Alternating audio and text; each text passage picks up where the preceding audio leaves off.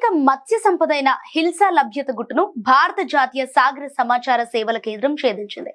తద్వారా లక్షల మందికి ప్రయాస తప్పడంతో పాటు రాబడి పెరిగింది. పశ్చిమ బెంగాల్లో ఇవి లభించే ప్రాంతాలను అత్యాధునిక సాంకేతికతతో గుర్తించి రోజు సమాచారం ఇస్తోంది.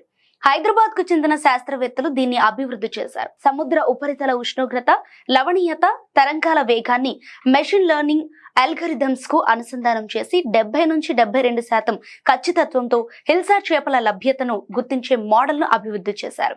ఇందుకు 3 ఏళ్ల పాటు ప్రయోగాలు చేశారు. ఫిషరీస్ ఓషానోగ్రఫీ తాజా సంచికలో హిల్సా చేపలను గుర్తించే పరిశోధన పత్రం ప్రచురితమైంది.